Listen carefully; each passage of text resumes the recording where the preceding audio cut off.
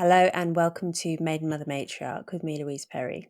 My guest today is Sall Grover, Australian activist, former screenwriter, Hollywood screenwriter, and app developer who is now embroiled in a legal case, which I kid you not is called Tickle v. Giggle. It has a silly name, but it has very important consequences for sex-based rights in Australia.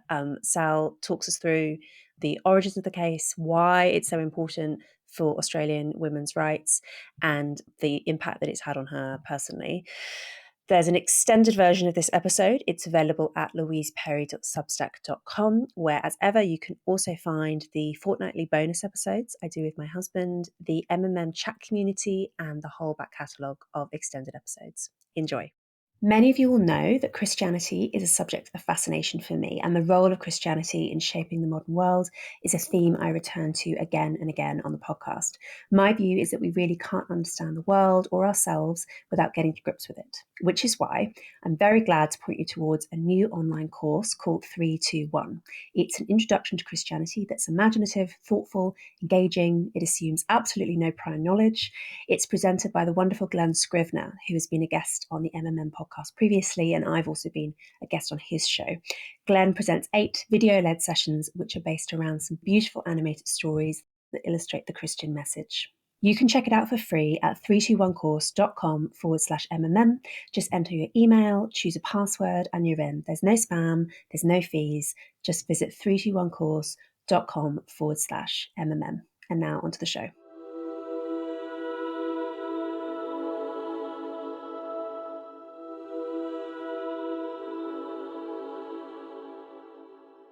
So let's start at the top. You created this app, which is causing like complete legal meltdowns in the nation of Australia. Tell me the story about how you came to create the app, and then how it came to be such a, I don't know, I want to say shit show. There's a more sophisticated legal term available. Basically, when I was 24, I got on a plane and moved to Hollywood. I wanted to be a screenwriter. And I knew 2 people in LA, an ex-boyfriend of mine and one of my really good friends' ex-girlfriends.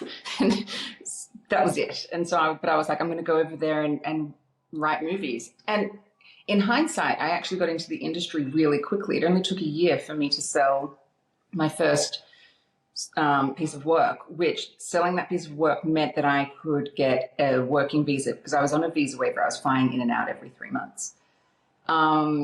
So I got signed to one of the biggest talent agencies. I got a manager. I got the visa, and this is a really important point.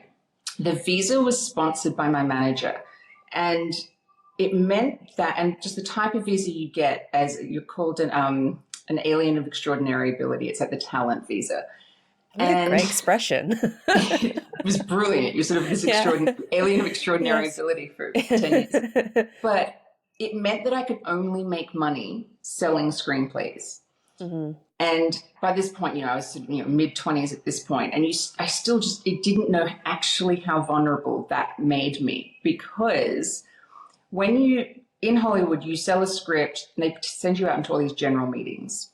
You basically pitch yourself, like I used to call it the Sall Show, where you have to convince these producers, development execs, creative execs, why you should write their next script. Now, either you're pitching your own ideas or they've got ideas in their mind and they're just basically auditioning to see if you're the right person for the job. So you've got to talk about your own life, basically. And so I would always be very upfront about my visa and all of that. It was sort of part of the story of being, this young woman from Australia who was over there sort of living a dream, not realizing that I was actually basically telling all of these men that you have total power over me. I've got no power at all in this country. And it's sort of unavoidable. There was no way around that. So basically, I got into the industry really quickly, and then I would go to these general meetings, and it was, for a little while, I had a boyfriend who was in the industry, who was an agent at a different agency, another really big one. And I was quite protected during that time. Even though I wouldn't bring him up, people knew that I was in a relationship with him. But then that relationship ended, and it was like a switch was flipped. So by this point, I think I was like 27, 28. And I'd never experienced sexual harassment or like abuse of any kind before. But I mean, it was so overt. Like, it was just every cliche you could think of, just coming onto you, like changing meetings to drinks meetings at night instead. And I'd be like, okay, well, I mean, you know, networking, it is very sort of Hollywood in the industry. So I didn't think too much of it. And I like to go and have a drink at a bar. It's fine. But they just weren't business meetings. And it was like dates. And I was like, this isn't what I want to do. There was the first big thing that ever happened, it was actually in an office with a producer. There was a guy, and he sat on the couch with me. Usually they would sit on the other side, like, you know, there'd be a coffee table in between you. And when we sat down, he sat on the couch with me. I was like, that's just sort of weird. And I'm sitting there doing my thing. And he just sort of had this like weird look in his eye the whole time. Then as I was leaving the meeting, before he opened the door for me to leave his office, he literally put his hand down my pants and went, "You look really good in skinny jeans," and just took it out and just smiled at me. And it was one of those moments where I was like, did that happen? Like, I remember just walking through like the building and the car park going like, have I lost my mind? Like, that didn't happen. Have I gone crazy? I just didn't know, because I was so weirded out by it and just was sort of instantly traumatized by it. And I called my representation, and who were all men, which is another interesting, important point in the story. And they were like, he wants you to write him a script. Write him a script. Off you go. Like, this is great news. It was just completely over their heads. Like, there was like nothing else had happened. But I was going, I never want to be in a room with this man ever again. And so I didn't write him a script. I didn't respond to anything. And so immediately I was unprofessional. And that sort of, you start building that reputation as being difficult and unprofessional because you're not delivering on things. And there was a few more situations that happened over the course of a few years. There was also like about a year where every day I would sit down and I would try to write, and I physically could not write because like it was all in my head, all my ideas, everything I wanted to get out there. But as soon as I sat in front of a computer or with just a blank piece of paper, I couldn't articulate it. Everything became completely muddled in my head. And I've since learned through therapy that that was a survival mechanism. It was basically my instincts just going, no, because if I write this script, I'm going to be back in those rooms. And so it was it was self-preservation. But my entire livelihood was connected to writing these scripts and making a living, and I was running out of money. And so I was having a breakdown. Like, I remember there was one day where I was in LA and I was laying in bed and I was a shell of a person. Something else had just happened with another producer, and I was staring at the ceiling going, I can't get myself out of this. And I was like, okay, I'm going to go to New York because there's still industry in New York. I'm not giving up. Because I was determined to not give up. I wasn't going to let them win. So I was like, if I go there, then at least I can keep going. I haven't let them win. And I definitely felt better in New York, and there was lots of great experiences there. But then in the end, I had to come back and have some family time. And so I'd been almost over there for 10 years by this point. And so I got back home, and I was only coming home for 3 weeks. And then it sort of, I extended it. I was like, I'm going to go and do some therapy. And in therapy, it was to just recover from it all. My therapist said, you need a strong female support network in your life. And those words have defined the next 5 years of my life. Because I was then I was staying with my mum and dad, and I would talk to my mum about everything that I was learning in therapy to recover from it. I was telling her everything that had happened in LA because I hadn't told them, because I wasn't getting any support from anyone over there. And I knew if I told my parents, they would just drag me back home. And I didn't want to give up on the dream of what I was over there to do. So, she was learning, and she just felt horrible. She hated what had happened. And one night she just went, why don't we create an app for women so that they can have support? And it was going to just be a roommate app at first, that it was just going to be a place where women could go and find other women to live with, so that you could have sort of just these, sort of share houses that were just women, basically. I lived in one in New York. It was part of the thing that was really helpful to me in New York. It was actually the only good thing that it sort of had in my life at that point. And then as we sort of started developing the idea, we were like, oh, well, if you're going to have something for roommates, it should be freelance work as well. And then there's like just general areas of support that you would need, whether it's emotional support, or what about what if you're a mum and you've got like a child that's being bullied, but you could just connect with other mums to talk about that and get support. Like, we just thought of all like 50 or 60 different reasons of why women could want to connect online and sort of have this female support network in the palm of their hand. So we went out, we got investors so that we'd be able to build the app. I don't code or anything. I know nothing about this. And in creating this app and sort of thinking of this new thing for women, the anger that I had about having to leave my previous career went, because I was like, I always had written about women. I wanted to write stories about women. And now I was like, no, I'm doing something with women in what felt like a more meaningful way. Cut to February 2020, we were just doing testing on the App Store and Google Play of the app, and trans activists found it. It wasn't launched yet or anything. And they inundated it with 1-star reviews calling us transphobic and TERFs. And I'd never heard this term before. I had no idea what was going on. They destroyed any chance of it being launched in any normal way. I mean, we were cancelled.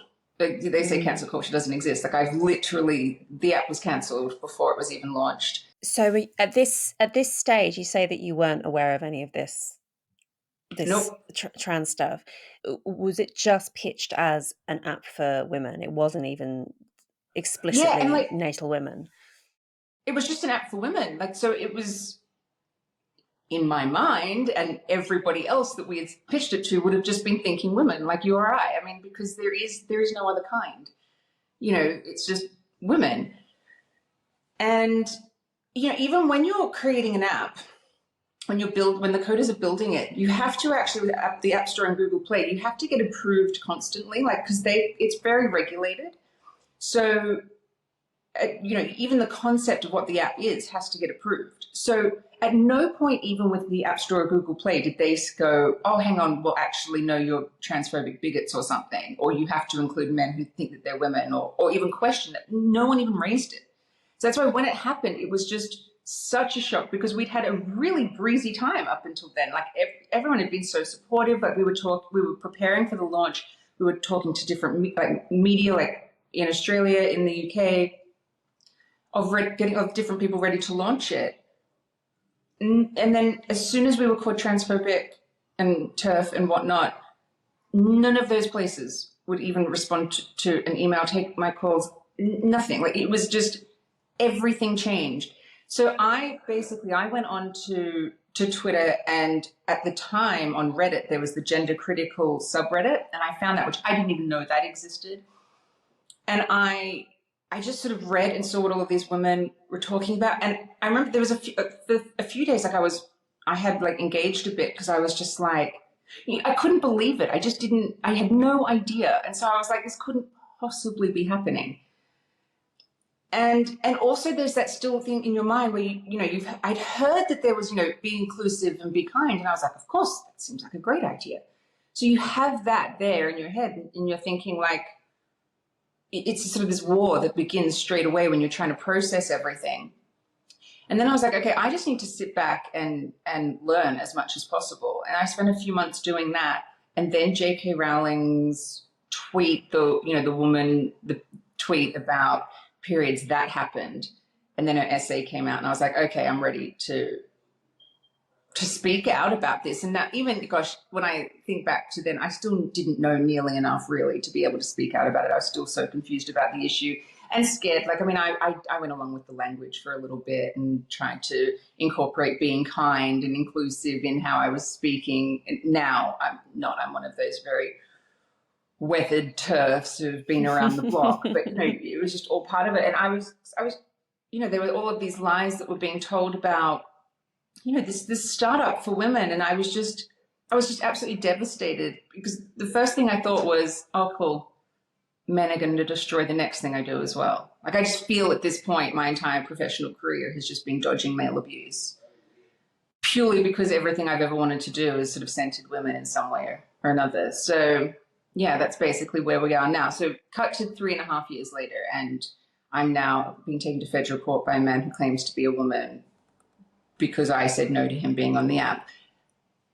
This is in no way a person who was unique or special in terms of coming on the app. Thousands of men tried to go on the app. Sometimes it was thousands in a day. So talk to me a bit about your like filtering process. What was your system in place to try and keep men off the app? So when we came up with the idea, it was actually my dad who brought up that, because he is a bit like techie and stuff like that. And he was the one who was like, well, you'd have to, like, how would you make it female only? Like, how would you police this? And my mum and I were like, we just sort of, we were very much the ideas ladies, and then sort of thinking of color schemes. And he did some research, and he was like, okay, well, if you're going, because there'd have to be some sort of safeguarding, gatekeeping way to do it, because there just are men out there who don't respect women's boundaries. Like, we started talking about it a lot, and we're like, the reason you would need a female-only space is because there are men who don't respect women's boundaries. Right. So is the reason to have the safeguards in place. It's the reason to have the safeguarding. Like, you can actually have male-only spaces quite effortlessly because women will self-exclude from them if it's already completely male-dominated. Like, for example, you can have a male-only gym really easy. Just put a bunch of huge guys in there, make it really dark and industrial looking, play heavy metal music, and there's just women are just going to walk past and go, oh, that looks scary, I'm not going to go in. Whereas a female-only thing, you've got the men who go, well, I want to go in there specifically because it's just for women. I suppose the only exception to that would be there have been, and I mean, we can get onto this and thinking about male-only spaces as a kind of symmetrical issue, because there have been cases, I'm thinking of somewhere like the Garrick Club in London, this like posh gentleman's club, where there have been pushes for years and years from feminists to have access. So in some of those kind of very elite male-only enclaves, you might get a legal challenge, but you wouldn't feel like, it's quite easy to just make a place kind of default homosocial. Yeah, but also in those sorts of male-only places, and you're going back to sort of originally why women wanted to sort of invade the male-only places, it's because you're getting into a little bit of the places where decisions about society are made, in business and society, probably more so business even these days. So I understand to a point why there is an argument for those sort of really elite clubs of why women should be in them, because women are in that class of people now. But I also am very much still, I think that men should have like male-only recreational spaces, because I think that it's really healthy to sort of have guy time, just as it's really healthy to have girl time. You know, I think it's really natural for us. I sort of think you can have any sort of space that you want. I can't even really think of one thing where I'm like, oh, that's really pushing it too far, because it's sort of, as we sort of exist in this colorful world all together, and if you just want to sort of go over to like a little app or some venue that's just, it doesn't really make much of a difference anymore. But that's sort of much more to say about that, and I understand that it does get complicated. But yeah, so basically, to take it back to how we were doing it, my dad had found that there was this company called Kairos that they did, they call it gender verification software, but they're using gender. And it's still, I didn't even know that there was anything at this time, because gender was the polite synonym for sex, and that is how they're using it, because it's male. It can detect male or female by a photo, by looking at you. And I remember when I heard it, I was like, well, that's awesome, because we do actually just know if someone's male or female by looking at them. I didn't know anything more about that. That was just my instinct. Now I know much more about the science of it. And I was like, and then the selfie part of it, I was like, we take 1 million selfies a day. Like, this is, to me, it was like just the least confronting way. It was sort of just quite seamless. You just take a selfie. It would say, okay, you're in, and we did testing of it, and it worked. Like, that was the crazy thing. I was like, wow.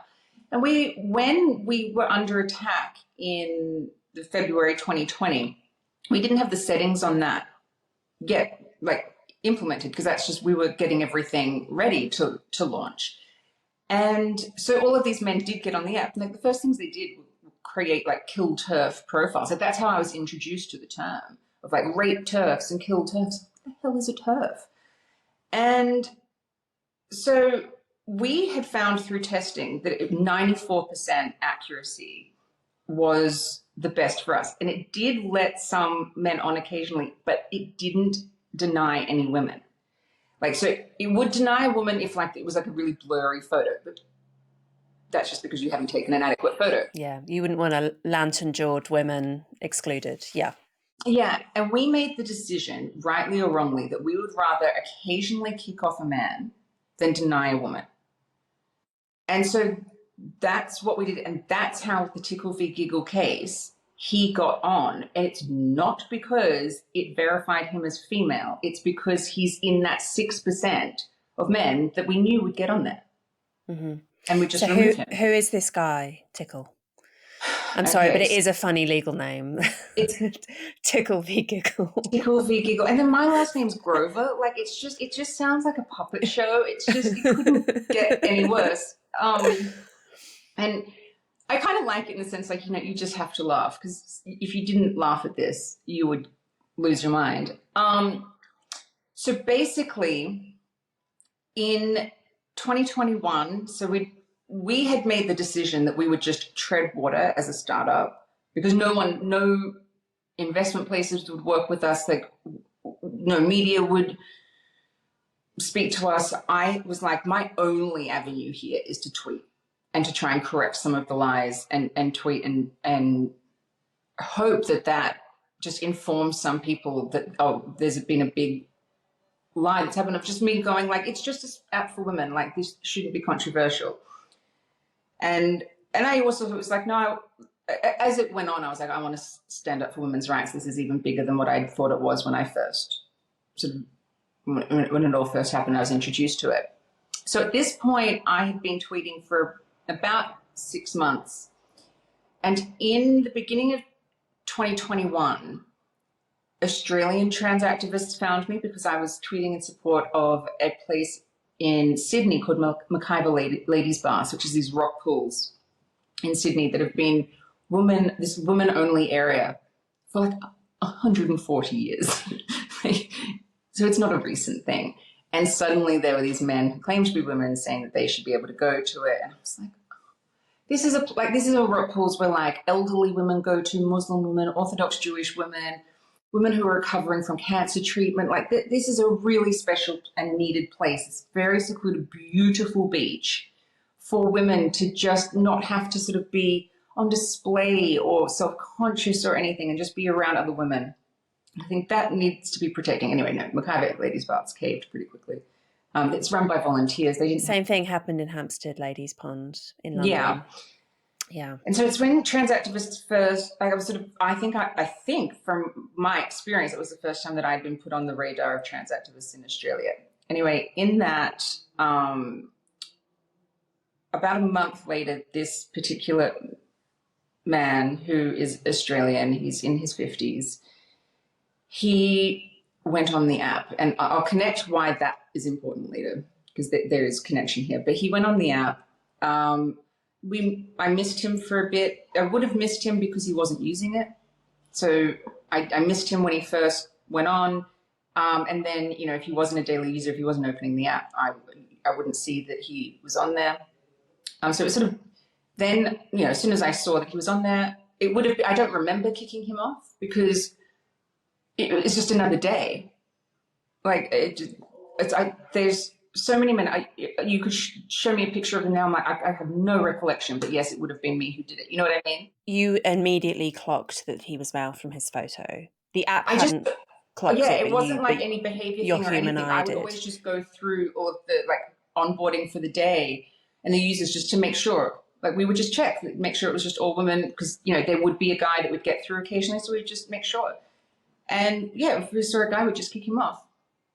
And I saw a man, and I kicked him off. Did these men who were coming on, did they tend to be like female presenting? Were they long hair and all of this, or did they just look stereotypically male, or a mixture? A mixture, but I would say, in terms of the ones who would attempt to get on, because there's lots, like when I say like thousands upon thousands, and so like a tiny percentage of those thousands even ever got on, and we just removed them. I mean, the overwhelming majority, I would say 99% of men trying to get on were just quite so obviously men. Now, I don't know what their inner identity is, nor do I care. And in this particular case, because I've had to go back and look at this particular image so many times now, it is the one like onboarding selfie from the whole thing that I remember now. It's become such a big part of my life. Still to this day, I'm just like, that is so clearly a man to me. Turns out I'm not wrong. it was man. Yeah. And so I don't remember it because like actually physically doing it, but I know it would have been me at that particular time when it would have happened. It was definitely me that was doing it. And then about a month later, I got a call and text on my phone from him saying, and I didn't keep this text because I didn't ever think I'd be being taken to federal court. So I did delete it. It was like something along the lines of like, hey, this is my name. I've been kicked off the app and I want to get on, something like that. And so I just had this text. And so because I had the phone number, that was like the one anchor on the app for users that we actually had. We didn't have any other data or information or anything. It was just, you had to enter in your phone number. So I typed in the phone number to the server and the onboarding picture came up and I was like, well, that's a man. And so I actually called my dad and I said, like, this man who we've kicked off Giggle has called and texted my phone. And what do I do? And he said, block his number and don't tell your mother, because my mum does actually live in like perpetual fear for my safety because she sees what the activists are all like and everything. And so that's why. So I did. I blocked his phone number from my phone and I deleted the text in that sort of get this out of my life, like, sort of just pretend it didn't happen kind of thing. Mm-hmm. And then I just continued on. And then it would have been 2.5 months later, I got an Australian Human Rights Commission complaint for gender identity discrimination he went to. Now, to connect that back to what I said at the beginning about the Mackay ladies' baths, in that January 2021, when trans activists in Australia had first, or I assume first, or at least first interacted with me in terms of some media figures and things like that, and trans activists realized that I was Australian or whatever, I did have an interaction on Twitter with this person. I only learned this since having to go back and research it all. Like I learned all of this during the human rights complaint phase. And the interaction that we'd had on Twitter was about the 1-star reviews. I'd done a tweet saying trans activists are leaving 1-star reviews for my company. Like, this is what happens when you're trying to do something just for women. And we had like a 2-tweet comment, and then I blocked him, not knowing, I didn't know his name. I just block every trans activist. Sometimes I will respond to them so that my response is there for other people to see. And then I just block, because especially at that time, because that was still when we would get kicked off for saying men aren't women. Like, you had to be so careful with your speech. So I would just try and curate my Twitter experience as much as possible. So I blocked this person. How I also know that I blocked this person is I have since learned he tweeted, Sall Grover, CEO of Twitter, has blocked me. And then he went on the app. So this guy went on the Giggle app knowing exactly what it was, knowing exactly what my position is, and then everything has followed from there. Provoking you to block him from the app so that he could then kick up a fuss. So it's now, somebody who I wouldn't know this person. This person would have just been a blocked person on Twitter. I would never have ever known him. Now has become such a big person in my life. And this case, it does, like, takes up your entire life. Like my solicitor, Kath, she said at the very beginning, she was like, once you have experienced litigation, you will never want to do it again. And she is 100% right about that. It is hell. It is a roller coaster. And especially for this, because, the premise of the case is sort of built on a lie. It's just, this man claims to be a woman. Do I have to accept that or not? And, of course you would sit there going, of course I don't have to accept that. But in 2013, the amendments into the Australian Sex Discrimination Act put gender identity in there, and it's muddled the act. So it's not that it's like, oh, I definitely have to. It's muddled. No one's challenged it yet. We're the first ones to challenge it. And let's find out, does sex still have weight in the Sex Discrimination Act? Or is it just gender identity, which is absurd because who has a gender identity?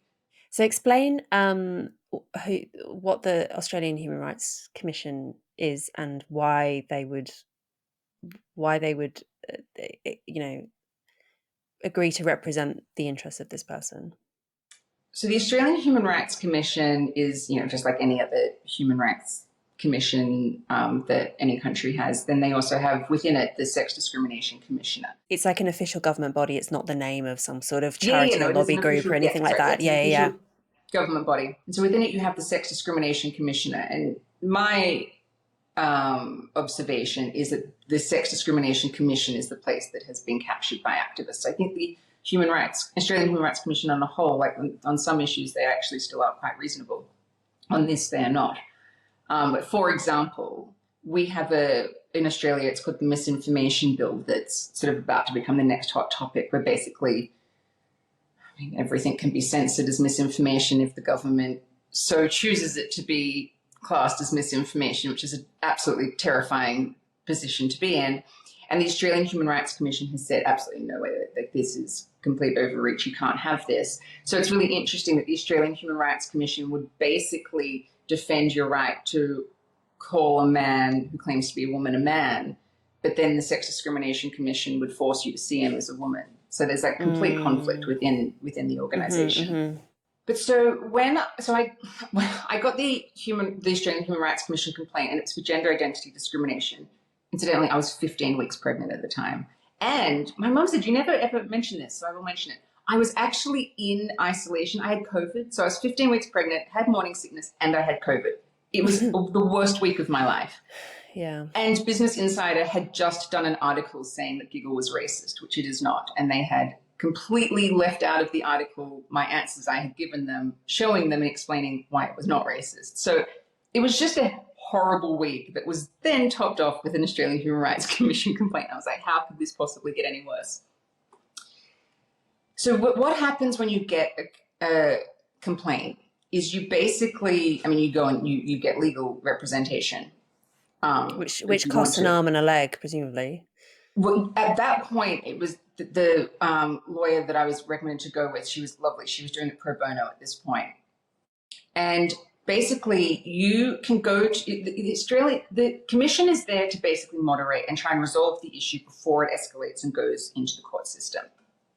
So you can go to what is called conciliation, and basically their side puts on the table what their basically their conditions for settlement. And his conditions for settlement were that he would be allowed on the app, that all men who claim to be women would be allowed on the app. I'm obviously paraphrasing how he phrased that. That I would apologize, that I would go to sex and gender education, and that I would moderate the content of the app so that no man who claims to be a woman would be offended by what the woman was saying. Just like, that is absurd. I was like, there's not a single thing that I would do that. Maybe I'd apologize in the sense I'd be like, I'm sorry, you're a man, but you can't come on the app. Like, that's about the extent of my apology. So I was just like, absolutely no way. And, as this was dragging on, I was at this point, probably about 30 weeks pregnant kind of thing. And, I had really bad morning sickness. I was really sick the whole time I was pregnant. It was hell. You couldn't pay me to do it again. And I was just like, I'm not going to agree to any of these things. There's no point in conciliation. There's no negotiation that's going to happen here. I knew that. And so I said no to going to conciliation at all, which I had the right to do. So I was like, in a way, in my mind, I was like, I'm not going to waste everyone's time. I'm not going to put myself through it. It was so stressful. And so basically it means that the issue is not resolved. And so the AHRC can then advise the applicant of what they can do, which, because it was an Australian human rights complaint, so it was a federal one, not like a state-based one, they then can go to federal court. And what they were the part of the law that they were interpreting and engaging in was the Sex Discrimination Act. It's got gender identity in it, it's muddled.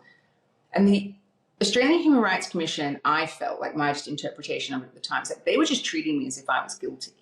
Like, we had responded with our things of like, this is, it's an app for females, this person is not female, blah, blah. And it was just completely ignored. They weren't even willing to sort of engage with that. And so, when you're being treated as guilty for something and you're not, I was like, I'm not going to engage with that. Like, it's like, we've got to be, if I'm not the one that's I'm not the one that's unwilling to have a reasonable discussion about this, even though I said no to conciliation. I want to have a reasonable discussion, but I know that there is no reasonable discussion on the other side of this. So I'm just not going to put myself through it. So then 2 months later, so you have 60 days to file in federal court when an issue is not resolved. And he did on the 60th day, just to drag it out as long as possible.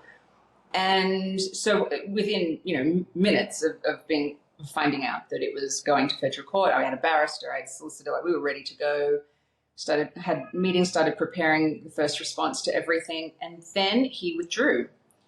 And it was so shocking. Like, my mum and I think we were in like the baby room setting stuff up, because this was like in June. I mean, I was due to have her in the July, and we're like, I just got the email that Tickle has withdrawn. Like, it was a federal court email. I was like, oh my God, it's over, it's done. And everyone on the legal team said, take this as a win. Like, you stood your ground, yay for you. So we did. And then in December of the same year, so 6 months later, he refiled, and he refiled on the same claim. So he was then classed as being out of time. So it was like 200 and something days out of time. So the federal court now had to accept it. And he claimed that he'd withdrawn because he didn't know if he had the money last time. Now he'd sort of gone and he'd gotten some funding from sort of a legal aid fund that, I don't know, helps stupid court cases. Is he getting money from like state-funded legal aid? It's called the Grata Fund. And so basically they give grants to people who are doing, sort of important social justice work. Okay. Is this taxpayers' money? Yes. And okay, so, marvelous. Go on. Yeah. So then it had to be accepted into federal court. So I found out about that he'd refiled because on New Year's Eve last year, at like midday, someone sent me an article from The Guardian Australia going, oh, Tickles and Giggles like back on. What are you talking about? And it was this article about it. Like, I hadn't even been served yet. And it was the most read article on The Guardian. I was like, and so within that, 10 minutes within that, on New Year's Eve last year, it was like, again, I had a legal team, like, we were ready to go again. And it wasn't until April, because it's just everything moved so slowly, that the federal court accepted it, that it could go ahead on the grounds, basically, that it was in public interest. And so in our defense for this whole thing, we are doing a constitutional challenge, which basically we're saying, like, gender identity shouldn't even be in Sex Discrimination Act. This shouldn't even be allowed to happen, because female-only spaces and women's sex-based rights are literally the bedrock of the Sex Discrimination Act. That's why it exists. And so you guys they have put gender identity in there where they're not actually allowed to, because the Australian Sex Discrimination Act exists because of CEDAW, which is the Convention of the Elimination of Discrimination Against Women, which is the UN thing. I'm very bad at explaining this. It was created in 1979. Australia became a signatory in 1983. And basically, because we've become a signatory, we had to do something with it, like put it into effect, into law. And so in 1984, they did the Sex Discrimination Act. It was specifically for females. CEDAW is for females, everything. And so in Australia, it's called, the external powers or something like that, that basically, if you're going to do amendments into something, there is a way that you have to go through it when it's not something that's being voted on, because these laws were never voted on, these amendments. No gender law in Australia has ever been voted on.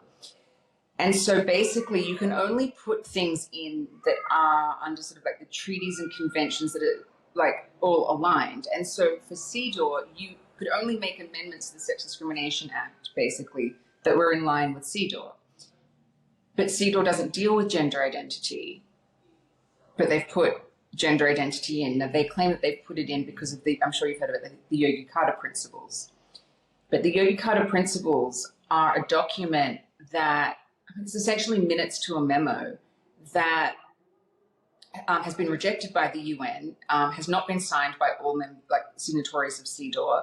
They literally have no legal standing at all, but they've been used by activists to intimidate millions of people as if they are a convention or a treaty that we're all part of, and they're not. And even now with some of the human rights lawyers who put together the Yogi-Carter principles, which were basically these principles about sexual orientation and gender identity rights, which they're in conflict, but anyway, they have since come out and said like things to the effect of, well, we got some things wrong here. We weren't even thinking about women, but also the intention was never to override women's sex-based rights. So there's just so much sort of messiness over here with all of these laws, these treaties, and how it's supposed to be happening. But then you have, say, the Australian Human Rights Commission that's going, no, this is just law. This is how it is.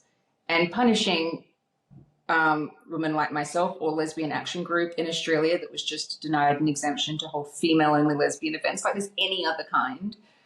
And so in the Tickle v. Giggle case, the Australian Human Rights Commission has since intervened in the case as amicus curiae, which is normal. The Australian Human Rights Commission does intervene in cases to be there to interpret the law. And so they've intervened in our case and confirmed my initial suspicion that they were treating me as guilty by just interpreting the entire Sex Discrimination Act to be about gender identity.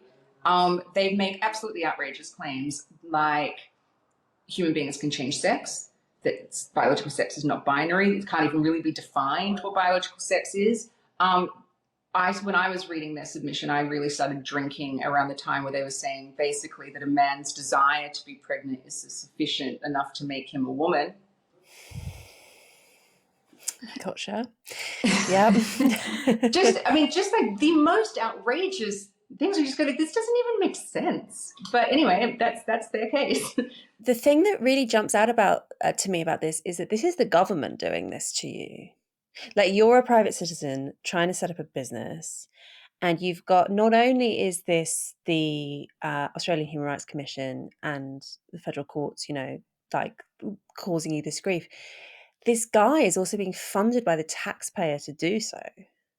I presume you are not being funded by the taxpayer in your defence fees. Well, only in that it's wonderfully generous tax-paying citizens that donate to my crowdfund. That's the only way I'm being funded by the taxpayer. Yeah, so the asymmetry is very, very striking. I mean, how can you claim that this is a marginalised group, this marginalised oppressed group? It's like you've got laws changed in stealth and you have the government on your side. You're not oppressed. You're not marginalised.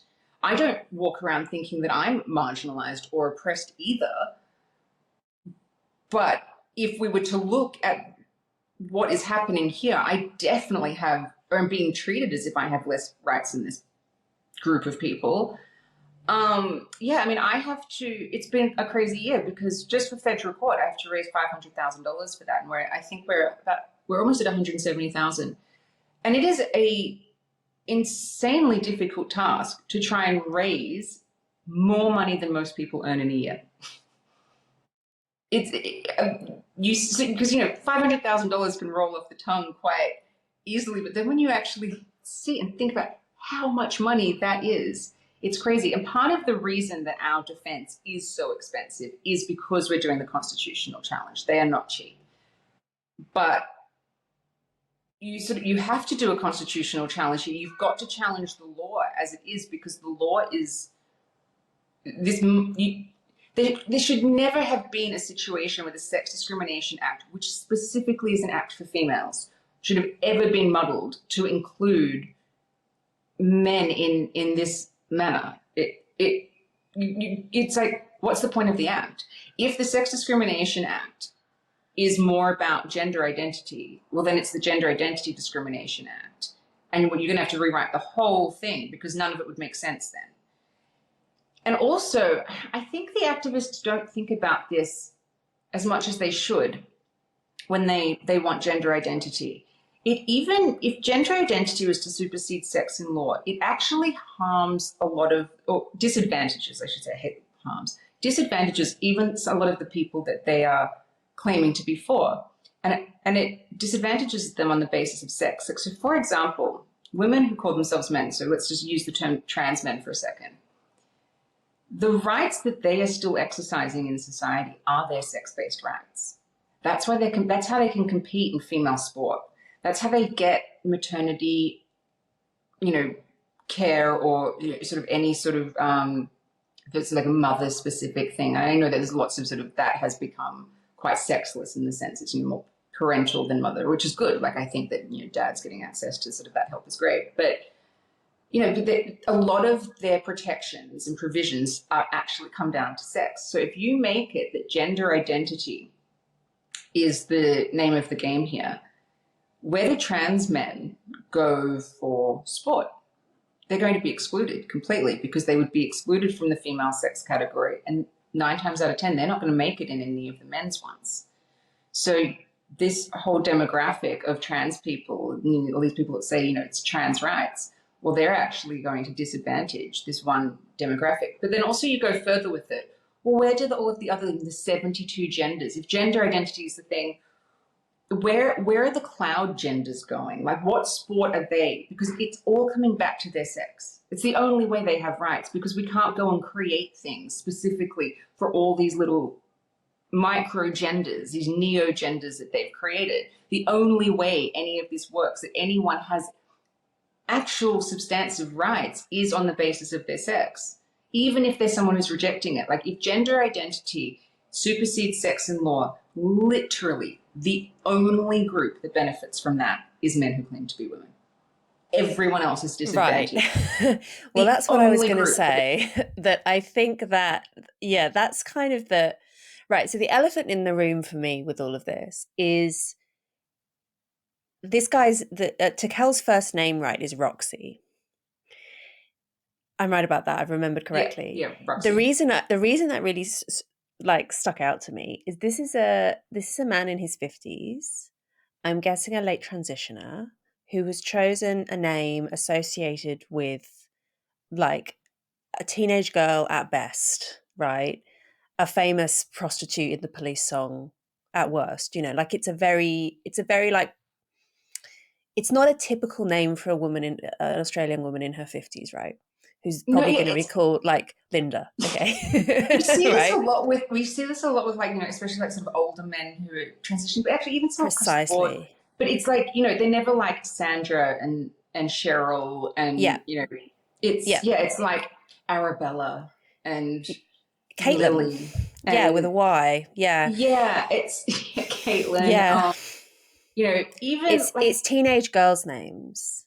Yes. And the elephant in the room for me is autogynaphelia, right? Which I know that I think most listeners are going to know what that means, but most of the Australian public are not.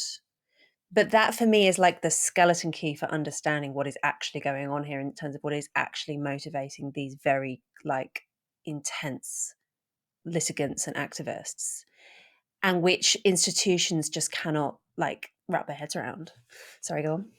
So my answer to it basically. So first is autogynaphelia is basically, for anyone who doesn't know, is a man getting off on the idea of himself as a woman. Basically, it's sexual arousal. It's a fetish. The episode is not over. There is another maybe 30 minutes of content, but it is behind a paywall. If you would like access to that content, if you would like to show support for the show, paid subscriptions are what keep it on the road. Allow me to pay my producers, put food on the table, all that important stuff. The extended version of the podcast is available at my Substack, louiseperry.substack.com. That's where you can also find, as I say every week, bonus episodes, extended episodes, the MMM chat community, all of this. Please sign up for a paid subscription. It makes such an enormous difference to my ability to keep producing the podcast and grow it even bigger, produce more episodes, all that good stuff. There are other ways that you can show your support for the show as well. You can rate and review us on Apple Podcasts. You can like us on YouTube. You can tell your friends and family how much you like the show. If you find it valuable, all of these things make an enormous difference to our ability to keep making it. Thank you so much.